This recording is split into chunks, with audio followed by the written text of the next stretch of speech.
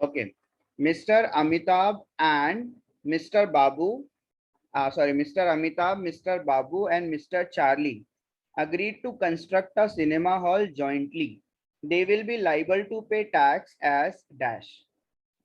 तीन इंडिविजुअल है, ठीक है, उन्होंने मिलकर सोचा है कि कुछ सिनेमा हॉल कंस्ट्रक्ट करेंगे. ये लोग किस में टैक्सेबल हो जाएंगे? इंडिविजुअल तो है नहीं ये लोग. Body of individual. Body of individual में सिर्फ इंडिविजुअल होते हैं, ठीक है. इवन अगर आपने लिखा एसोसिएशन ऑफ पर्सन तो भी रॉन्ग हो जाएगा. It is body of individual, क्योंकि सारे इंडिविजुअल आप देख लो. यहाँ पे कंफ्यूजन के लिए मैंने डाला ही नहीं एसोसिएशन ऑफ पर्सन, नहीं तो कई बच्चे उसको एसोसिएशन ऑफ पर्सन मार्क भी करते शायद, ठीक है. So some question needs to be simple, तो ये सिंपल वाले क्वेश्चन में डाला था, तो ज्यादा डिफिकल्टी नहीं होती, आप मार्क कर सकते हैं. What will be the legal status of लेना बैंक प्राइवेट लिमिटेड? ये प्राइवेट लिमिटेड क्या है? कंपनी. करेक्ट है. This is also simple. Company के लिए आपको प्राइवेट लिमिटेड या फिर लिमिटेड वर्ड यूज होता है.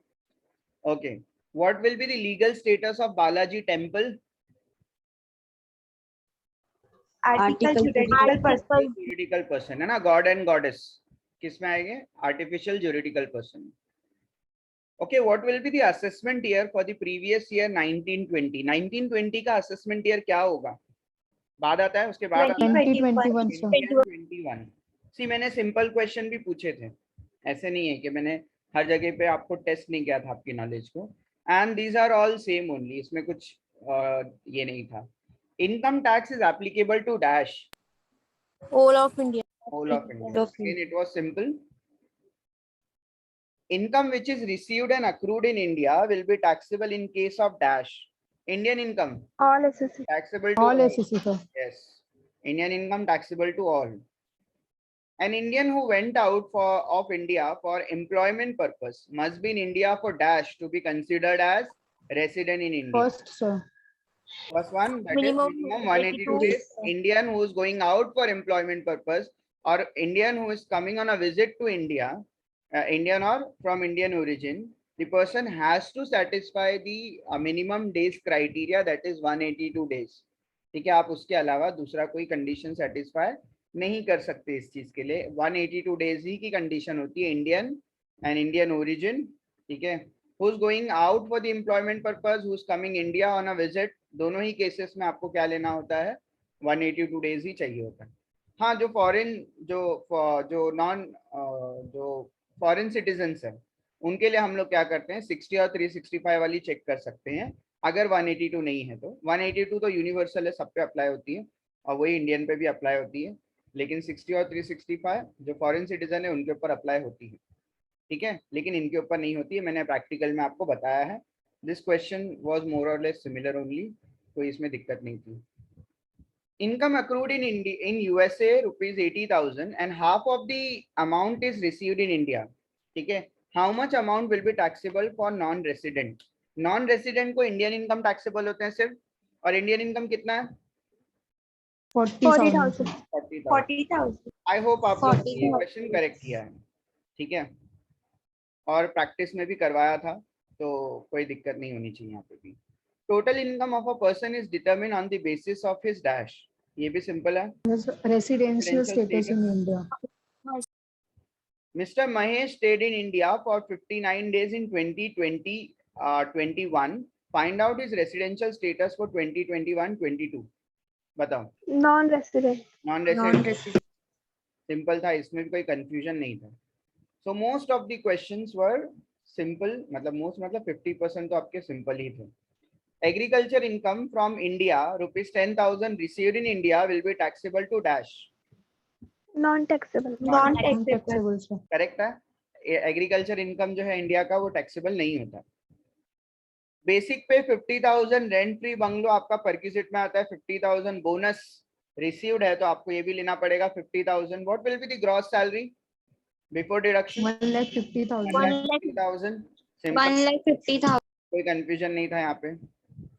ओके, यहाँ पे कई लोगों ने प्रॉब्लम किया है, ठीक है. If you see the analysis, अगर आप रेस्पॉन्स देखते हैं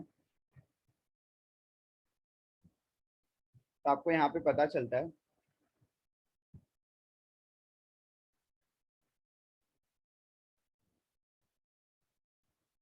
कि 36% लोग ने इसको करेक्ट आंसर किया है, ठीक है, विच इज वेरी लेस, है ना। लेकिन इसका आंसर करना कैसे था, कई लोगों ने समझ गए, कई लोगों को समझा नहीं, ठीक है। और आप लोगों ने अलग अलग तरीके से भी क्वेश्चन किया है, कई लोगों ने फर्स्ट आंसर भी मार्क किया है इसका, दैट इज कहाँ था, हाँ ये वाला क्वेश्चन था। कई लोगों ने उसके लिए फर्स्ट भी मार्क किया है और कई लोगों ने उसके लिए थर्ड भी मार्क किया। फर्स्ट मार्क करने वालों ने सिर्फ इंटू 12 ले लिया, एडवांस सैलरी नहीं लिया। सो माई क्वेश्चन इज कि एडवांस सैलरी भी टैक्सेबल होती है या नहीं, वो बताओ आप मुझे। Yes sir. No, sir. होती है, नहीं होती है, एडवांस सैलरी टैक्सेबल नहीं होती है सर। होती है। होती है। हाँ अच्छा, नो सर होती है ऐसा ठीक है। तो 20x12 तो होता ही, उसके साथ जितना उसने एडवांस लिया है वो भी आपको काउंट करना था। जो मैंने टेस्ट लिया था उसके अंदर 2 मंथ्स का एडवांस था, है ना। और जो मैंने इसमें पूछा था इसमें सिर्फ 1 मंथ का एडवांस था, है ना। तो 20,000 इंटू 12 दैट इज 2,40,000 प्लस एक महीने का एडवांस 20,000 कितना होता है, 2,40,000 प्लस 20 इट शुड बी 2,60,000। तो ये क्वेश्चन में सबसे ज्यादा लोगों ने मिस्टेक किया है, ठीक है। Only 1/3 of the population could answer it correctly, तो 2,60,000 is the correct answer. Any doubt? No, sir. No. No. यहाँ पे भी क्यों प्रॉब्लम था पता नहीं, but same question was there in the test also. Same question पूछा था, doctor Mangesh is employed with Potex hospital, वो एम्प्लॉई है वहां का, तो किसमें टैक्सेबल होगा? Income from salary. Income from salary. Income from salary. तो दिक्कत ही नहीं थी यहाँ पे समझने के लिए कि बिजनेस में आएगा। किसने प्रोफेशन भी मार्क किया है, क्यों किया है वो मालूम नहीं। When there is employer employ relationship, amount received from the employer to the employee will be taxable as income from salary, ठीक है। any Yes, sir. confusion? No, sir. अगर ये उसका खुद का प्रोफेशन होता, मतलब उसका खुद का क्लिनिक होता या खुद का उसका जो आपका उसका खुद का हॉस्पिटल होता है, खुद का क्लिनिक होता, ठीक है, where he is not employee, तो वो क्या किस में जाता था, profit and gains from business and profession में जाता था, ठीक है। But here he is employee of the hospital, hospital का एम्प्लॉई है, ठीक है। ओके, तो इनकम फ्रॉम सैलरी था इसका आंसर। ये भी क्यों मैंने टेस्ट में पूछा था same question, I don't know why you made mistake. This question was also from test only. Mr. Anna working for ABC Limited received gratuity and commuted pension at the same time at the time of retirement. The maximum commuted pension exempt from tax will be dash. अगर gratuity receive हुआ है तो pension कितना exempt होता है? 1/3, sir. 1/3 of the 1/3 commuted. ये भी पूछा था क्वेश्चन, टेस्ट में था आपके। A government employee is eligible for entertainment allowance. Entertainment allowance का डिडक्शन कैलकुलेट करना था। एंटरटेनमेंट अलाउंस का डिडक्शन 3 चीजों से कैलकुलेट होता है। It is lower of the 3। कौन सी 3 चीजें? पहला 5,000, दूसरा एक्चुअल, ये क्या है, this is max actual as per question. कितना था एंटरटेनमेंट अलाउंस? 3,500। और एक क्या है, 1/5 ऑफ बेसिक सैलरी, है ना, 1/5 of basic Yes, salary. sir. सो 15,000 का 1/5 मतलब डिवाइड बाय 5 कितना होगा? 3,000। बताओ लोअर क्या है 3,000. 3,000. ना, 3,000. करने के लिए फॉर्मूला मिनिमम क्या बोलता है? 3,000, ठीक है, बराबर ना। ओके, तो 3,000 should be the answer. Correct किया क्या आप लोगों ने? किसी की आवाज नहीं है? Yes sir. किया है, मैंने टेस्ट में पूछा था ये चीज। एंटरटेनमेंट अलाउंस के तीनों क्वेश्चन मैंने टेस्ट में दिया था। इनकम फ्रॉम सैलरी में आपके कोई भी क्वेश्चन आपको आउट ऑफ द बॉक्स कहीं पे भी नहीं दिखेंगे, ठीक है। सारे क्वेश्चन हमने प्रैक्टिस में सॉल्व किया था। Yes, about income from house property आप बोल सकते हैं, क्योंकि इनकम फ्रॉम हाउस प्रॉपर्टी हम लोग ने ऑब्जेक्टिव क्वेश्चन सॉल्व नहीं किया था, but we have seen all this.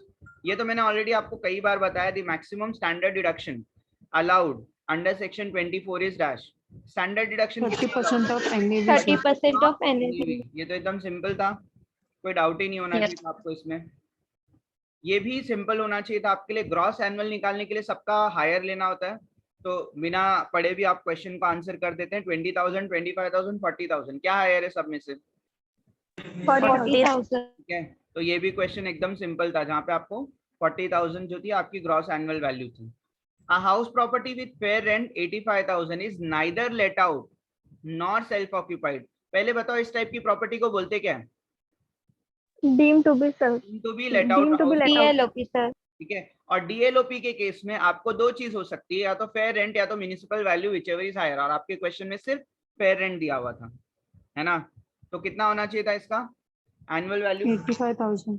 85,000। तो सबसे पहले आप टाइप ऑफ प्रॉपर्टी डिसाइड करो। एलओपी और डीएलओपी में कोई फर्क नहीं होता है। एसओपी अगर होता तो आपका नील हो सकता था, ठीक है। और ये 1 लाख और 1,20,000 का तो कोई कॉन्सेप्ट ही नहीं, क्योंकि क्वेश्चन में कहीं दिया नहीं है, जस्ट 4 ऑप्शन रखने थे इसलिए वहां पे रखा हुआ था। If you got confuse because of that और किसी ने नील मार्क किया है, तो नील क्यों मार्क करना है? वो neither let out nor self occupied बोला, और सिर्फ सेल्फ ऑक्यूपाइड का ही जो एनएवी इज इक्वल टू नील होता है। करेक्ट है? मे बी यहाँ पे भी आप लोगों ने Yes, sir. मिस्टेक किया है कई लोगों ने, अगर आप उसका ऑप्शन देखेंगे तो उधर पे समझ में आता है। And last question was very difficult. Difficult इसलिए क्योंकि आपने क्वेश्चन को अच्छे से रीड नहीं किया, तो आपके लिए डिफिकल्ट हो जाता है। हाँ, ये क्वेश्चन एकदम डिफिकल्ट इसीलिए बनाया था। इसके अलावा हाउस प्रॉपर्टी से भी अगर आपके बेसिक्स क्लियर थे तो आपको प्रॉब्लम नहीं होता। लेकिन ये जो क्वेश्चन आप देख रहे हैं 85,000 वाला, अगर आपने मिस्टेक किया है तो मैंने आपको क्लासरूम में ये वाला क्वेश्चन सॉल्व करवाया था। Property neither let out nor self occupied objectives में मैंने करवाया था। भले हम लोग ने गूगल फॉर्म पे नहीं किया था, बट क्लासरूम में हम लोग ने किया था ये चीज, ठीक है। और ये आपके लिए कुछ नया हो सकता है, क्योंकि एक ही क्वेश्चन मुझे ऐसा डालना था जो आप लोगों ने थोड़ा दिमाग लगाना पड़े, ठीक है। यही रीजन है कि पूरे क्लास में सिर्फ एक ही बच्चे को आउट ऑफ मिला है, किसी को 19 भी नहीं मिला है, एक ही बच्चे को 20 मिला है, ठीक है। और मे भी मतलब आपके पास काफी सारे एक्सेस होते हैं, दैट्स द रीजन। और दूसरा, अगर बंदे ने पढ़ा होगा ये भी हो सकता है, काफी सारी चीजें हो सकती हैं। But even the smartest of the student could not get full out of full, ठीक है। तो if house property is let out for an annual rent of 3 lakh, interest on loan, ये पहली बात तो लेट आउट हाउस प्रॉपर्टी थी। तो let out house property थी तो इंटरेस्ट की लिमिट होती नहीं, जितना है क्वेश्चन में उतना ले लो। तो इंटरेस्ट था 2,50,000, आपको 2,50,000 लेना था। This we have already discussed कि लेट आउट प्रॉपर्टी के लिए इंटरेस्ट की कोई लिमिट नहीं होती, ठीक है। So this was all about your exam. Now you can calculate yourself, और आप में से मुझे बताओ कि किसके पूरे राइट थे, चलो, या किसके कितने रॉन्ग थे।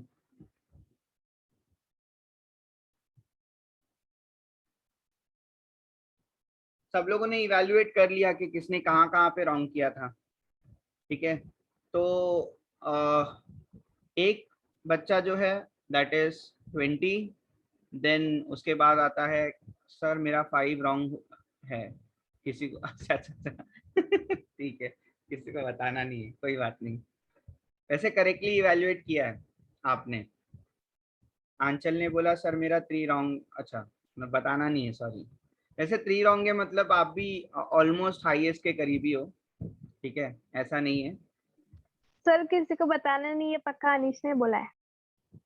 अच्छा अच्छा, पता चल गया हाँ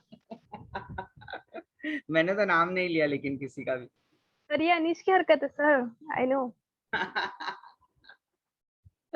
ओके ठीक है। और मार्क्स तो नहीं पता चलेगा बेटा, अगर आप लोगों ने कर लिया है खुद से कुछ कैलकुलेशन तो ठीक है, लेकिन मुझे ऐसा लगता है आप लोगों ने अपने आप को, मैं अपनी शेयरिंग ऑफ है, लेकिन जितना आपने इवैल्यूएट किया है वो सही होगा आपके हिसाब से। यहाँ पे मेरा खत्म होता है तो मैं स्टॉप रिकॉर्डिंग